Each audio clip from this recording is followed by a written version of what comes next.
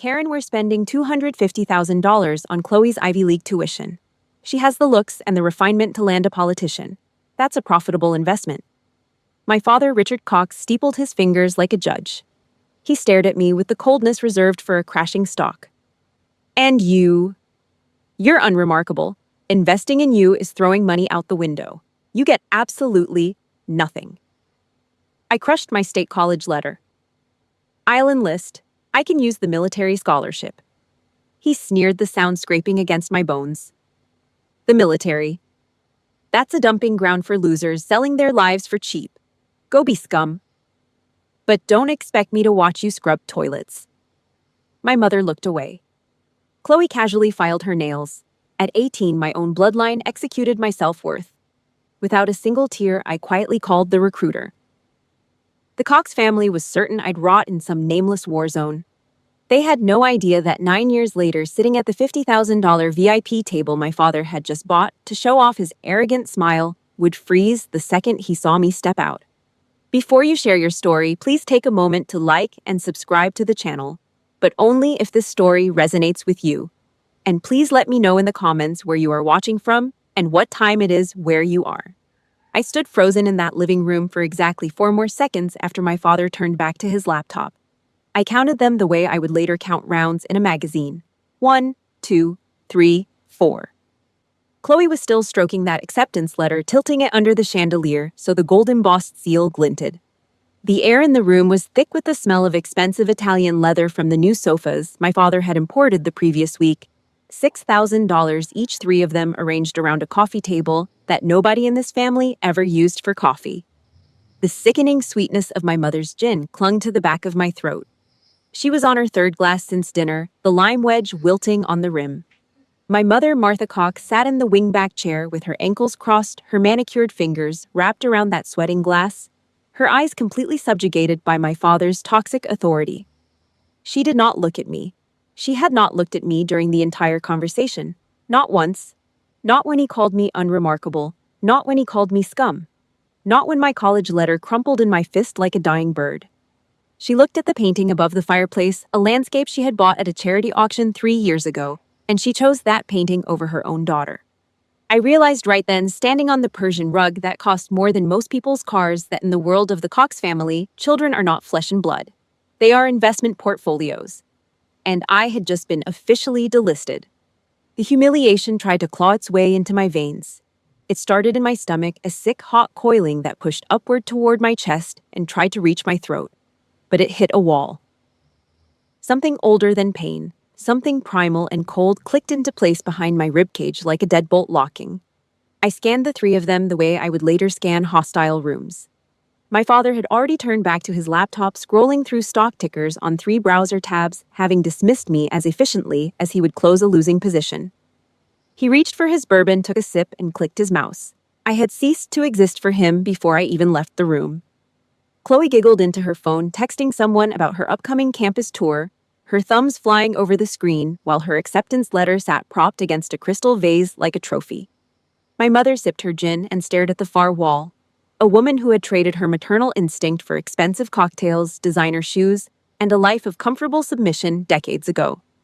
She was 52 years old, and she had not made a single decision in her own marriage since the day she signed the prenuptial agreement. They were no longer my family. They were 3 strangers sharing a genetic code with me, nothing more. A soldier does not stand in a minefield, crying. A soldier finds a way out. I did not go to my sprawling bedroom on the 2nd floor with its walk-in closet and its bay window overlooking the garden. I bypassed it entirely and walked to the hallway closet near the back staircase where we kept the old luggage. I grabbed the cheapest thing in there, a canvas duffel bag with a broken zipper that my father had been meaning to throw away for 2 years, but never bothered, because throwing things away required him to acknowledge they existed. I carried it upstairs and packed in the dark. 3 shirts, 2 pairs of jeans, my state ID, a toothbrush, and the $47 I'd saved from birthday cards my grandmother had sent before she died. The metallic zip of that cheap canvas bag was the loudest sound in the house, louder than the crystal glasses clinking downstairs as my father poured another celebratory bourbon, louder than Chloe's laughter echoing from the living room, louder than the deafening silence of a mother who refused to speak. While the mansion slept off the exhaustion of its own excess, I walked down the back staircase, through the kitchen, and out the service entrance that the housekeepers used. I did not use the front door. The front door was for family. I walked into the biting April wind without looking back. Not at the columns, not at the circular driveway, not at the bedroom window where I had spent 17 years staring at the ceiling, wondering why my father winced every time I walked into a room. I pulled out my cheap flip phone, the one my father refused to upgrade because he said I did not deserve a smartphone, and I dialed the recruiter's direct line. He picked up on the third ring. His voice was rough-tired, the voice of a man used to getting calls from desperate kids at midnight. I told him I wanted infantry. Not administration, not logistics, not some desk job pushing papers at a stateside base. The hardest route possible, the one with the highest dropout rate, the one that broke people who thought they were tough. He paused and asked me if I was sure. I told him I was the surest I'd ever been about anything in my 18 years of life. He asked me why infantry. I told him the truth. If my father wanted to throw me in the mud and call me scum, I was going to turn that mud into a fortified trench and build something his billions could never buy. The recruiter was quiet for a moment. Then he gave me a reporting date and an address. I hung up and stood on the sidewalk for a long time, holding that phone against my thigh. I locked away every expectation of familial love that night. I sealed it in a box inside my chest and buried it under layers of concrete I would spend the next 9 years pouring. From that second forward, the Cox family became civilians. People I swore an oath to protect as part of my duty to this nation, but people I owed absolutely zero emotional debt. The wind cut through my thin jacket. I started walking toward the bus station 6 blocks away. I had $47 in my pocket, a duffel bag with a broken zipper, and a reporting date. That was my entire inheritance from the Cox family empire. 9 years evaporated in a haze of cordite and sweat. While Chloe posted photos of her prestigious sorority galas on social media and bragged about her politician fiancé, Julian Vance, at cocktail parties in Georgetown, I was eating dust in combat zones that did not exist on any public map. The first 2 years nearly killed me. I failed my initial timed ruck march during selection by 43 seconds. 43 seconds. I collapsed face first into red Georgia clay with 80 pounds of gear crushing my spine, my knees buckling my lungs, burning like someone had poured battery acid down my throat. The instructor stood over me, his boots planted 6 inches from my face, and told me to pack my bags. I asked for one more attempt. He laughed a short bark of a laugh that said he had heard that line from 100 washouts before me. I did not move from the clay. I lay there with my cheek pressed into the dirt, staring at the tree line, breathing through my nose until he stopped laughing. He gave me the attempt. I ran the same course the next morning at 4 a.m. on 3 hours of sleep and a stomach full of nothing but water and ibuprofen. I finished with 2 minutes to spare. My boots left bloody prints on the asphalt from burst blisters I had superglued shut the night before. Those prints were still visible on the pavement a week later. I survived the most brutal selection courses the military had to offer, qualifying for programs that had a 92% attrition rate, and I earned the rank of captain in a Joint Special Operations Command intelligence unit. My call sign became Wraith. The instructors chose it. They said I moved through operations like a ghost present, everywhere, visible nowhere. I did not just build muscle and rank. I built a financial fortress. Every time I received hazardous duty pay or deployment bonuses, I did not buy sports cars like the rookies who blew their combat pay on chrome rims, bottle service, and weekend trips to Vegas. I funneled every cent into index funds, government bonds, and aggressive investment portfolios, managed by a retired Marine Corps colonel turned financial advisor I had met during a training exercise at Fort Liberty. He charged me nothing because he said watching a young soldier build generational wealth instead of blowing it on a Camaro was payment enough. My fortune was not measured in stocks, but in hazardous duty pay, silent investment portfolios, and a network of brotherhood forged in gunfire. By the time I was 25, my net worth quietly exceeded my father's liquid assets. The difference was that mine was invisible. No mansion, no Italian sports car, no custom tuxedos, just numbers on a screen that grew steadily while I slept on metal cots and ate vacuum-sealed ration packs in countries whose names I was legally prohibited from speaking aloud. I commanded a covert hostage rescue operation deep in hostile territory during my 3rd deployment. 3 American aid workers were being held by a militia group operating out of a mountain compound at 9,000 feet elevation.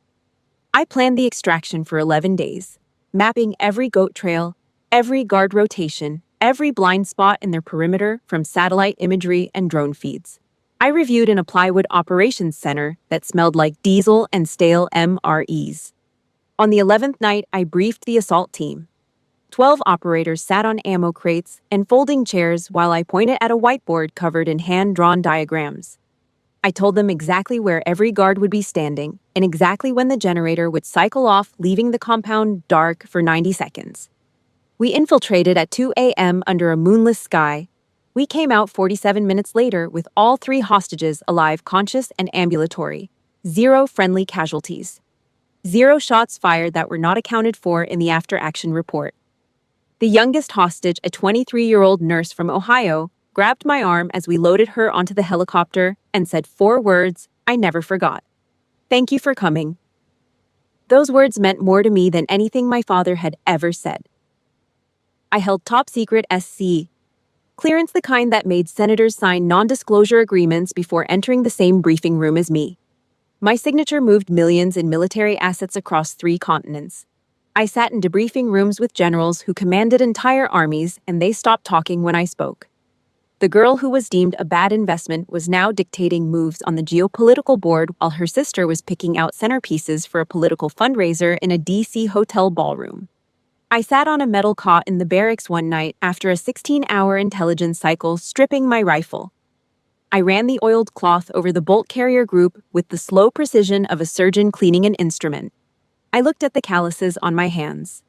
They were thick and yellowed, cracked at the edges, the hands of someone who had hauled sandbags, climbed knotted ropes in the rain, dragged wounded operators through drainage ditches under fire, and typed classified intelligence reports until 3 a.m. on keyboards sticky with instant coffee. I was financially impenetrable and physically lethal.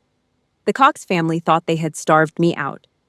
They thought cutting me off from their money and their love would turn me into a cautionary tale they could reference at dinner parties when other wealthy parents complained about ungrateful children. They only fed a machine they could never hope to control. I slammed the bolt carrier forward into the upper receiver.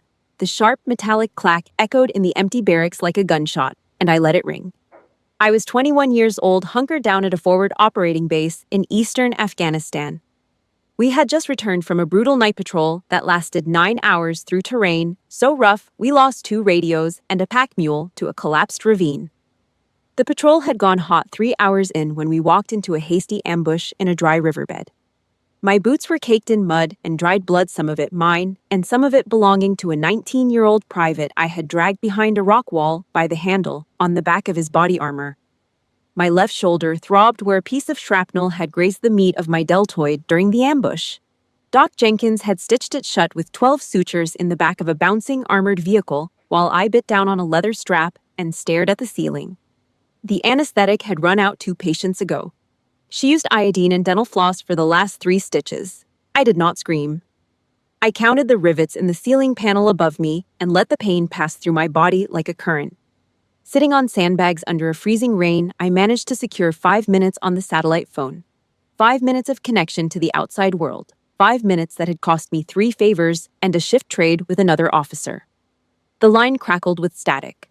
I dialed the mansion's landline. It was Thanksgiving Day. "Hello," my mother answered. The crisp, clean notes of a live jazz quartet and the clinking of crystal glasses instantly flooded my earpiece. Smooth jazz piano. The low murmur of polite conversation. The delicate ring of a silver fork touching porcelain. The sound was so polished, so pristine, it felt like shoving my head through a portal into a different dimension. A world of champagne and linen napkins and warm dining rooms existing simultaneously with the world of mud and blood and freezing rain I was kneeling in. "Mom, it's me," I said. My voice cracked slightly. It was the last shred of weakness left in me, the final pathetic reflex of a child wanting her mother on a holiday. I hated myself for the crack. I swallowed it down like shattered glass. "Happy Thanksgiving." A long, agonizing silence followed. 3 seconds. 5, 7. I could hear the jazz piano tinkling in the background, someone laughing, the pop of a champagne cork silverware scraping against porcelain plates. Oh, Karen, hello. I swallowed hard. The rain was running down the back of my neck and pooling in the collar of my body armor. The shrapnel wound burned under the fresh sutures every time I breathed. Is Dad there? Through the static, I heard my father's furious bark in the background, sharp and immediate, the voice of a man interrupted during an important business transaction. He did not even lower his voice. Tell her I'm entertaining the senator. Don't ruin dinner with military trash. My mother did not hesitate. There was no pause, no intake of breath, no flicker of conscience, no millisecond of maternal instinct fighting against the chokehold of her cowardice. Her voice smoothed out like polished marble, the practiced ease of a woman who had been lying for her husband for 30 years. Your father is busy, she said. Chloe just brought Julian over. It's a lovely evening. Goodbye, Karen. The line went dead. The satellite phone's screen blinked twice, then went dark. I sat on those sandbags with the phone in my lap, the rain hammering my helmet for a long time. Then I opened Facebook on the base's shared tablet, the one with the cracked screen and the sticky keyboard. A fresh photo sat at the top of my feed, posted 11 minutes ago. The four of them raising crystal glasses over a glistening golden turkey in the formal dining room. My mother in her pearl necklace and cream silk blouse, my father in his custom navy blazer with brass buttons, Chloe in a cashmere sweater the color of fresh cream, leaning into Julian Vance, who flashed his practiced politician's smile at the camera like he was already rehearsing for a campaign poster. The table was set with exactly 4 chairs, 4 place settings, 4 linen napkins folded into swans, 4 wine glasses filled with burgundy, 0 space for the daughter taking bullets in the dark on the other side of the world to keep them safe. Not a single empty seat, not even a gesture toward one. I dropped the tablet into the dirt. The screen cracked against a flat rock with a sharp pop. Sergeant Sarah Jenkins, my unit's combat medic, the woman whose hands had been elbow-deep in my shoulder wound 10 minutes prior, knelt beside me on the wet sandbags. Her fatigues were still stained dark with my blood. She did not ask what happened. She did not offer sympathy. She did not deliver a motivational speech about toxic families. She pulled a green military ration bar from her cargo pocket, ripped the wrapper off with her teeth, and shoved it into my hand. Eat up, Captain. Your family's right here. I took the bar. I peeled back the foil with shaking fingers and bit into it. It tasted like chalk and salt and preservatives, the worst meal I'd ever eaten, and the most important one. I chewed slowly, staring out into the pitch-black Afghan desert where the mountains dissolved into the darkness like the edge of the known world. Around me, the sounds of my unit settling in for the night filled the cold air. Someone was heating water on a portable stove. Someone else was cleaning a weapon. Doc Jenkins sat beside me in silence, her shoulder pressed against mine, her hands folded in her lap, and she stayed there until I finished eating. I buried the Cox family that night. I drove them into the ground like a coffin nail hammered flat. My bloodline no longer shared a last name or a Georgetown address. My bloodline wore camouflage and carried tourniquets and split their last bottle of water with me in the back of a helicopter. My father wanted investment returns. Doc Jenkins gave me her blood literally from a transfusion bag on a medevac flight without being asked and without expecting a single thing in return. Years later, I took a mandatory leave and stepped back into the DC mansion for the first time in over 3 years. I wore plain jeans and a blank black t-shirt, 0 insignias, 0 rank patches, 0 unit crests. Pure operational camouflage, the kind of deliberate invisibility I had perfected in hostile territory. The front door was unlocked as always because billionaires trusted their security systems more than common sense. I walked in and the smell hit me first. The same suffocating blend of my father's expensive cologne and furniture polish and the faint chemical sweetness of the flowers the housekeepers replaced every 3 days. My military instincts kicked in the second I crossed the threshold. I bypassed the plush leather sofas arranged in the center of the living room, the ones designed for lounging, for looking comfortable and approachable. I walked past them and took a rigid wooden chair in the far corner of the room, putting my back flush against the wall and establishing a clear line of sight to every exit, every window, and the main staircase. I folded my hands in my lap and waited. My father swept into the room 12 minutes later. I had timed it. He carried a bourbon already in his hand, amber liquid in a crystal glass. his silk robe open over a monogrammed dress shirt. He looked me up and down with that familiar half-smirk, the same expression he used when reviewing a quarterly earnings report that had disappointed him. Still clinging to that minimum wage job. He mocked walking past me toward the crystal decanter on the mahogany sideboard. He poured himself a second bourbon, the liquid catching the light. Julian is about to run for Senate. You should find a realistic career. Stop dirtying this family's face. He thought he was towering over a failure. He stood there in his Italian loafers, swirling his bourbon, his chest puffed out, radiating the kind of bulletproof confidence that only total ignorance can produce. He had no idea that the bank accounts tied to my social security number dwarfed his liquid assets by a factor of 3. He had no idea I held the security clearance to read his precious senator friend's classified intelligence briefings before that senator even saw them. He had no idea that the woman sitting in the corner chair in a $5 black t-shirt had commanded hostage rescue operations in 4 countries and held the tactical authority to redirect military aircraft with a single encrypted phone call. I took a slow sip of my black coffee. I'd brewed it myself in the kitchen, ignoring the $12,000 espresso machine and using the old drip maker that had been shoved into the back of the cabinet behind the imported tea tins. I channeled the exact terrifying stillness I used when sitting across from cartel lieutenants in windowless interrogation rooms on classified military installations. I'm fine with my choices, sir. My voice dropped to a flat deadpan baseline, devoid of emotion, devoid of inflection, the vocal equivalent of a flatline on a heart monitor. My absolute lack of reaction infuriated him. His nostrils flared. The tendons in his neck tightened. He wanted me to scream. He wanted me to beg. He wanted me to defend my life choices so he could tear them apart the way he had been doing since I was 12 years old and came home with a B+ on a math test. I gave him nothing. I sat there and watched them rehearse their high society theater for the next 40 minutes. Chloe waltzed into the living room in designer jeans and a cashmere top, gushing about Julian's campaign strategy, dropping the names of donors, super PAC organizers, and fundraising events like she was reciting a grocery list of important people. My mother appeared briefly in the doorway, offered me a tight smile that did not reach her eyes, and disappeared back into the kitchen to supervise the caterers preparing for a dinner party I'd not been invited to attend. I did not feel an ounce of anger. I only saw the pathetic blindness of people who used money to put a price tag on human souls. A sniper's doctrine dictates you never engage a target that is not worth the bullet. I set my empty coffee mug on the glass side table with deliberate precision, the ceramic landing without a whisper of sound.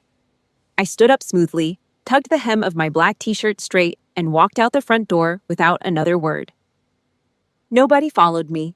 Nobody called my name. Nobody even looked up. 2 weeks before the night that changed everything, the Freedom Gala took over the most opulent ballroom in Washington, D.C.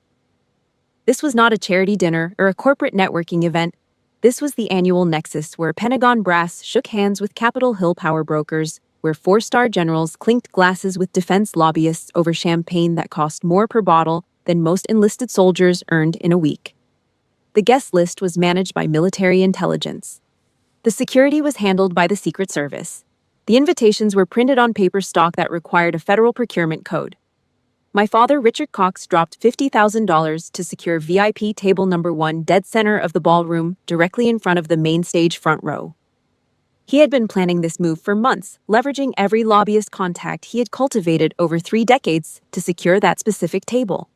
He paraded around the pre-reception area in his custom Italian tuxedo, a bourbon in one hand and a business card in the other, shaking hands with every politician and defense contractor within arm's reach. He was on a mission. Julian Vance's Senate campaign needed a launchpad into the military-industrial complex's inner circle, and this gala was the golden ticket. He introduced Julian to a retired admiral. He cornered a defense committee staffer near the bar. He laughed too loudly at a congressman's joke and slapped the man on the shoulder. He was performing, and the performance was flawless. Chloe sparkled for the paparazzi cameras in a diamond-encrusted gown that cost more than most Americans' annual salary. The fabric shimmered under the ballroom lights like liquid silver. She giggled on Julian's arm, posing for every photographer who pointed a lens in her direction, angling her engagement ring so it caught the flash at the perfect moment. My mother sat at table 1 with her champagne flute raised to the room, pearl earrings, catching the chandelier light, her posture radiating old money and reading every inch of her body, communicating that she belonged here and always had. They truly believed the Secret Service agents lining the walls and the rows of decorated officers filling the ballroom were there to serve as a glamorous backdrop for the Cox family's spectacular social ascent. They thought they owned the room because they had bought a table. They thought the generals and the senators and the intelligence chiefs were their audience. They had no idea they were the audience, and the show had not started yet. They did not know that the entire event was a classified operational cover. It was not a political fundraiser. It was not a networking opportunity for defense lobbyists. It was a secure venue designed by the Department of Defense to award the Silver Star, one of the nation's highest combat decorations, to a covert operative whose identity had been classified for 3 years. The generals were not there for the champagne. The Secret Service was not there for the politicians. The 2,000 seats had been filled with the most powerful military and political figures in the country for one reason, and that reason was standing 20 feet from my father's smug face hidden in the pitch-black wings of the backstage area. I wore my crisp army dress blues. Every crease on that uniform was razor-sharp, pressed by a fellow officer who had spent 45 minutes with a steam iron and a ruler because she understood that tonight was not about fabric. It was about armor. The brass buttons gleamed. The blue infantry cord looped over my right shoulder and hung against my chest in a perfect drape. The unit crest of Joint Special Operations Command sat above my heart, the same heart that had been hammering against the walls of my ribcage for the last 20 minutes, while I stood in the darkness and controlled my breathing. The dress shoes were polished to a mirror finish. I could see the reflection of the stage lights in the toe caps. I ran my thumb slowly over the heavy rack of ribbons and medals stacked on my left breast. Each one represented a deployment, a mission. A night when sleep was a luxury I could not afford. The Combat Action Badge, the Meritorious Service Medal, the Bronze Star with a V for Valor. Every single piece of metal on that uniform had been paid for in blood and sweat, in sleepless nights, and in decisions that would haunt a normal person for the rest of their life. The Silver Star itself sat in a velvet case in the general's hands backstage, waiting to be pinned. Through the narrow gap in the velvet curtain, I locked my eyes directly onto my father's face at table number 1. He was leaning over to whisper something to Julian, probably coaching him on which general to flatter first, which handshake to offer, which patriotic talking point to recite. I watched his mouth move. I watched him laugh, throwing his head back, bourbon sloshing in his glass. My heart rate dropped to a steady 60 beats per minute. My breathing leveled into the slow measured rhythm of a marksman aligning a shot. My hands were still. The trembling had stopped. Operation Reality was a go. If you have ever had to sit in silence while toxic people bragged about accomplishments they did not earn, hit that like button right now. Tell me in the comments how long it took you to finally stop playing their game, because the mask is about to slip and the fallout will be absolute. General Arthur Sterling, commander of United States Special Forces, stepped up to the podium. 4 silver stars gleamed on each shoulder of his dress uniform, each one representing decades of combat leadership, classified operations, and buried friends. The man had commanded operations on 6 continents. He had sent young soldiers into darkness and waited for them to come back. Some did not. He carried those names in a leather-bound notebook he kept in his breast pocket, and he read them every morning before breakfast. He was not a politician who had purchased a table. He was a warhorse who had earned every inch of stage he stood on. And tonight, he was furious on my behalf. The second he tapped the microphone with one thick finger, the entire ballroom of 2,000 elites went dead silent. The transformation was instantaneous. Forks stopped mid-air. Champagne flutes froze halfway to lips. Conversations died in mid-sentence. The only sound was the low hum of the air conditioning system 40 feet above the chandeliers. At table number 1, my father leaned forward in his $50,000 chair. He smoothed his silk tie. He sat up straighter, pasting a look of deep patriotic respect on his face, the expression of a concerned citizen who deeply valued the sacrifices of the military. He was desperately trying to catch the general's eye for a photo opportunity. He adjusted his lapel pin, the tiny American flag he had bought at a gift shop on his way to the gala. General Sterling's voice rolled through the ballroom like thunder across an open battlefield. Each word carried the weight of a man who had spent 40 years giving orders that sent people into combat. Tonight we are not here for political compromises. We are here to honor a living legend, an officer who sacrificed her youth in the darkest corners of the world, so that every person in this room could sleep safely in their homes. He paused. The silence in the ballroom was so dense I could hear my own heartbeat through the curtain. His eyes cut across the crowd like a laser beam, sweeping from table to table before settling unmistakably on the VIP section at the front of the room. This person was rejected by her own biological family. She was called scum with no future. She was told she was a worthless investment, a financial loss not worth the cost of a college education. I pressed my eye to the gap in the curtain and watched something extraordinary happen. My father nodded. He actually nodded along in solemn agreement. He pursed his lips and adopted the expression of a concerned, empathetic billionaire listening to a tragic story about someone else's family failure. He shook his head slightly, performing disapproval as if the anonymous family being described was beneath him. He raised his champagne glass slightly toward the podium in a gesture of patriotic solidarity, completely clueless that the general was narrating his own living room. My mother dabbed at the corner of her eye with a cocktail napkin, moved by the story. Chloe squeezed Julian's hand. The sheer audacity of their blindness was staggering. They were nodding along to the story of their own cruelty, too arrogant and too insulated by their own wealth to recognize themselves as the villains in the narrative. General Sterling leaned into the microphone. His voice turned from rolling thunder to forged steel, every word sharpened and deliberate. But the United States Army found in her an indestructible diamond. She became one of the most decorated intelligence officers in the history of Joint Special Operations Command. She has led operations that saved American lives in theaters of war that this audience will never know existed. He gripped both sides of the podium. His knuckles whitened. Ladies and gentlemen, please rise to your feet and welcome Captain Karen Cox. Call sign Wraith. The spotlight slammed onto the edge of the curtain like a fist of white light. 2,000 chairs scraped against the marble floor as the audience rose. The velvet curtain parted. I stepped out into the blinding light. I marched toward the podium. The sharp, heavy click of my leather dress heels striking the hardwood stage cut through the silence like rifle shots. Click, click, click. Each step was measured, deliberate, spaced, at the exact cadence of a military march, the rhythm of someone who had walked through ambushes and firefights and interrogation rooms and come out the other side carrying the deed to every single one of them. The metals on my chest clinked against each other with cold, metallic precision. The silver star ribbon, not yet pinned, waited in the general's hands. I did not look at the crowd. I did not scan the faces.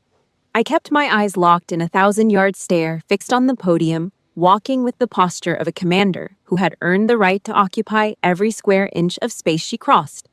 The blue infantry cord swayed gently against my chest with each step. The brass buttons caught the spotlight and threw it back into the room. At table number 1, the world ended. The champagne flute slipped from my father's trembling fingers and shattered against the marble floor. The sound cracked through the silent ballroom like a pistol shot. Champagne sprayed across the white tablecloth in a violent arc, soaking the linen napkins, folded into swans. His face drained of all color in under 2 seconds, the ruddy bourbon flush turning to the gray pallor of a man watching his entire reality collapse in front of 2,000 witnesses. His jaw went slack. His mouth opened, but no sound came out. His hands gripped the edge of the table so hard the tendons stood out against his skin like cables. My mother clamped both hands over her mouth so hard her manicured fingernails dug into her own cheeks. She stumbled backward out of her chair, her hip catching the edge of the table, rattling the silverware, nearly tipping backward. A strangled whimper escaped between her fingers. Chloe and Julian sat frozen in their seats, their mouths hanging open, their bodies locked in the total paralysis of people whose brains could not process what their eyes were seeing. Chloe's hand was still wrapped around her champagne glass, but the glass was tilting, spilling down the front of her diamond-encrusted gown, and she did not notice. Around them, 2,000 generals, senators, cabinet members, defense secretaries, intelligence chiefs, and military elites leaped to their feet in a deafening standing ovation for the bad investment. The roar of applause rolled through the ballroom like a wave crashing against the Cox family table. I reached the podium. I stopped in front of the microphone stand. I snapped a razor-sharp salute to General Sterling, holding it for 3 full seconds, my fingers locked at the exact angle prescribed by Army regulation, my elbow level with my shoulder. He returned it with a slow, deliberate nod that carried the weight of every classified mission we had survived together, every intelligence briefing we had shared, every time he had read my field reports and penciled exemplary in the margins. Then I lowered my hand and slowly turned my gaze downward, away from the general, away from the crowd, and locked eyes with my father at table number 1. I did not show anger. I did not show pain. I did not show the bleeding, scarred 18-year-old girl who had walked out of his mansion with a duffel bag and $47. I showed him absolute, terrifying authority. The authority of a woman who had stared down warlords in underground bunkers and walked away with their operational secrets and their surrender. "Thank you, General," I said into the microphone. My voice projected through the speakers with the calm, lethal cadence of a commander delivering a battlefield briefing to a room full of operators. 9 years ago, someone told me the military was a dumping ground for losers and unprofitable investment. The ballroom was silent. 2,000 people held their breath. My mother let out a muffled whimper that echoed off the marble walls. My father shrank into his $50,000 chair. His shoulders curled inward. His hands gripped the armrest so tightly his knuckles turned white. He looked like a man strapped into an electric chair, waiting for the switch. "They were right," I said. I smirked slightly, just the left corner of my mouth lifting a fraction of an inch, and touched the silver star on my chest with 2 fingers. I failed. I failed to live a fake life, measuring my worth in soulless numbers. I failed to become a trophy on someone's mantle, a line item in someone's financial portfolio. I leaned closer to the microphone. My breath was steady, my hands were still. The entire room existed inside this moment. But I learned something that no amount of money can buy. A person's value is not measured by the money they bring into a living room. It is measured by their courage facing a gun barrel in the dark. Honor, respect, and brotherhood are things you earn yourself, not something you beg for on your knees from the blind. I stepped back from the podium. General Sterling moved forward and pinned the silver star to my chest. The metal was cold against my uniform. I held the salute while the room erupted. The applause came like a shockwave, a physical wall of sound that hit the chandeliers and bounced off the marble walls and floors and filled every square inch of that ballroom with the roar of 2,000 people who understood exactly what I had said and exactly who I had said it to. Officers stamped their feet. Senators stood with their hands clasped. The standing ovation lasted 4 full minutes. At table number 1, the Cox family sat crushed beneath the weight of their own irrelevance, drowning in the applause for the daughter they had thrown away like a losing stock. As the gala wound down and the crowd began to thin, I stood near the main exits in conversation with the Secretary of Defense about a classified intelligence briefing scheduled for the following week. I saw them approaching out of my peripheral vision before I heard them. My father's stride was unmistakable, the aggressive power walk of a CEO who refused to accept a losing quarter. His shoulders squared, his jaw set, his eyes locked on me with the desperate intensity of a man trying to salvage a deal that had just blown up in his face. His predatory business instincts had kicked in. He could not accept defeat. He could not accept that his discarded daughter had just been publicly honored by the most powerful military figures in the country, while he sat at his expensive table and watched his champagne glass shatter on the floor. He wanted to claim my glory as his own.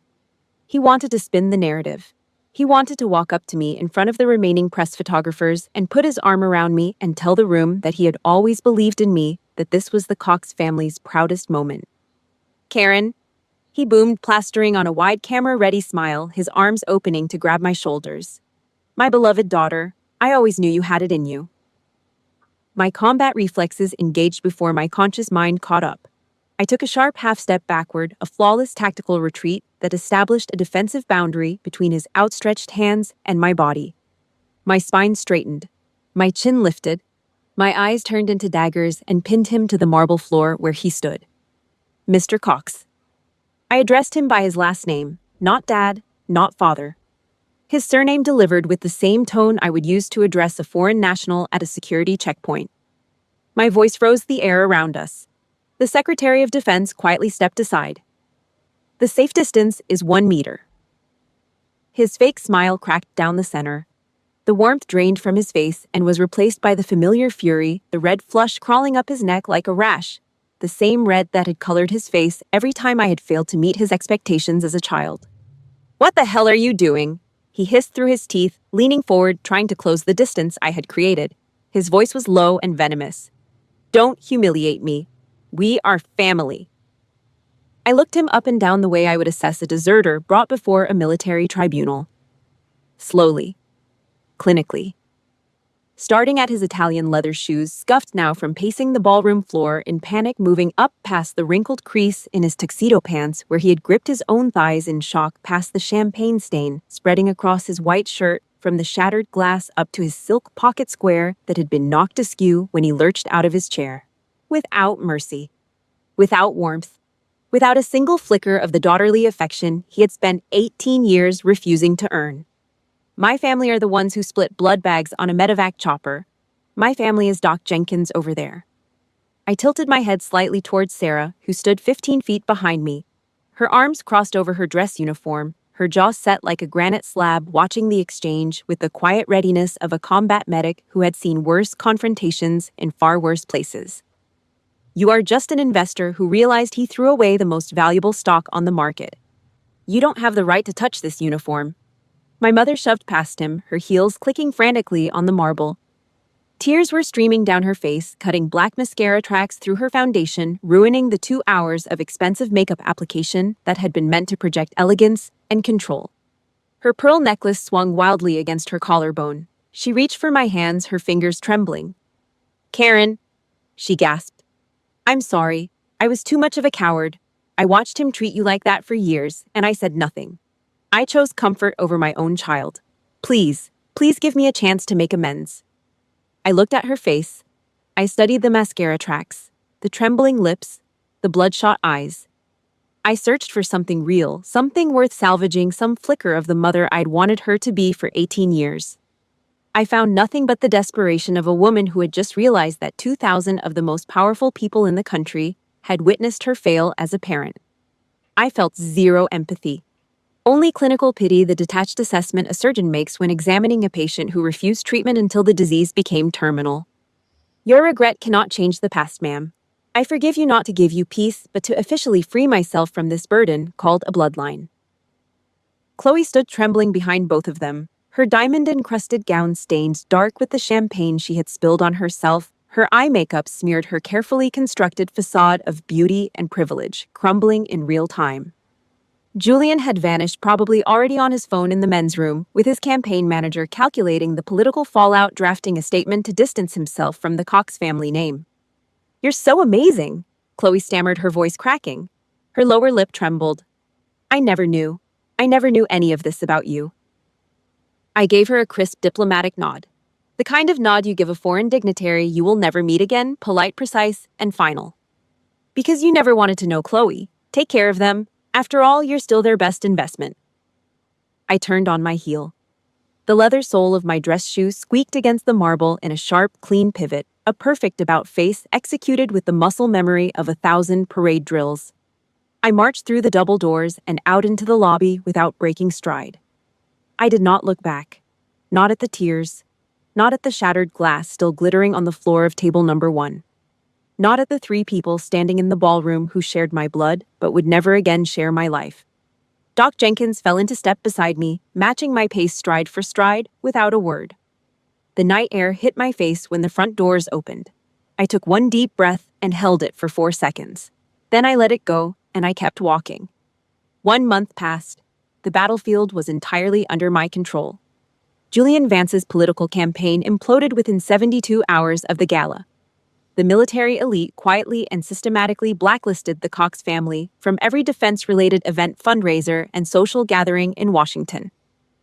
The story of the billionaire CEO, who had called the military a dumping ground for losers while his own daughter earned a Silver Star for heroism, spread through D.C. Social circles like gasoline poured on an open flame. Donors pulled their funding from Julian's campaign. Endorsements evaporated overnight. 3 sitting senators who had been photographed shaking my father's hand at previous events released public statements distancing themselves from the Cox family. My father's lobbying firm lost 2 of its largest defense contracts within a week. He called my secure line 12 times in the first 10 days, leaving frantic, choking voicemails that swung wildly between rage and desperation. In one message, he threatened to sue me for defamation. In the next, he begged for a private meeting.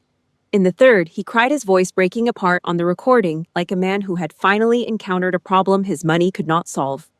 My mother flooded the base mail room with tear-stained letters written on her personal monogrammed stationery, each one longer and more desperate than the last, each one begging for forgiveness, for a chance for a conversation.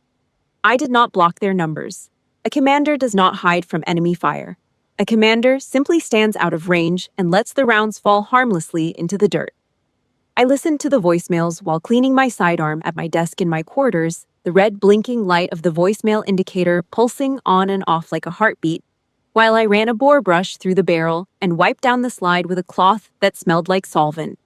His voice on the recordings shifted from rage to pleading to silence over the course of the week. In voicemail number 9, he called me by a nickname he had not used since I was 6 years old. I noted it the way I would note an enemy combatant changing tactics under pressure. Desperation, not affection. In voicemail number 12, the last one, there was nothing but 30 seconds of breathing and the muffled sound of a glass being set down on wood. Then, the line cut. I felt absolutely nothing. Not satisfaction, not anger, not grief. The control of the narrative was permanently mine. I had not taken it by screaming or by arguing or by begging for a seat at their Thanksgiving table. I had taken it by building something undeniable brick by brick in silence and letting the truth do the demolition work when the time was right. I collected my mother's letters from the mailroom in a plain cardboard box, carried them across the base to the incinerator behind the motor pool, and fed them into the flames one by one without opening a single envelope. I did not need to read them. The time for her words had been 18 years ago in a living room that smelled like gin when a girl needed her mother to say one word and her mother chose silence. The paper curled and blackened in the fire. The smoke rose into the gray morning sky. I watched it disappear, turned around and walked back toward my quarters. I stepped out of my building and onto the tarmac the next morning. The sunlight hit the concrete in long, clean strips. The air smelled like jet fuel and the fresh coffee brewing in the command tent 50 yards away.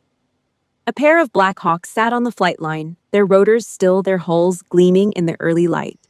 Doc Jenkins appeared from behind a parked Humvee and tossed me a thermos of black coffee, a perfect spiral throw that I caught one-handed without breaking stride. Her shoulder bumped mine as she fell into step beside me, and we walked toward the briefing tent in comfortable silence. Her boots and my boots hit the tarmac in unison without either of us trying. We did not need words. We did not need to explain ourselves to each other or to anyone else. This was my family. People who did not care about my bank account or my last name or my social standing or the school I had attended or the car I drove. People who cared only that I had their back when the sirens wailed, that I would split my last canteen of water with them in the dirt, and that I would carry them off a battlefield on my back if it came to that. The deepest wounds do not come from enemy shrapnel. They come from the knives held by the people who share your blood, the ones who smile at Thanksgiving dinner and then close the door while you bleed on the other side of the world. But justice does not come from begging abusers to change. It does not come from screaming. It does not come from tears or from letters or from desperate phone calls in the middle of the night. Justice comes from the discipline to build an undeniable fortress of strength, brick by brick in silence, while they sit in their expensive chairs and laugh and pour another bourbon and congratulate themselves on their profitable investments. You have the right to set the tactical perimeter of your own life. You have the right to decide who gets inside and who stays at a distance of exactly 1 meter. When you have survived the fire, the insults of toxic people sound like wind blowing past a rifle barrel. Loud, piercing, but utterly harmless. I holstered my sidearm, tightened the strap on my thermos, and walked toward the sunrise with Doc Jenkins at my side. If you have successfully built your own fortress and cut the toxic leeches out of your life, hit the like button and subscribe to stand with me. Drop a comment below and tell me who makes up your true chosen family today, because blood means nothing without loyalty.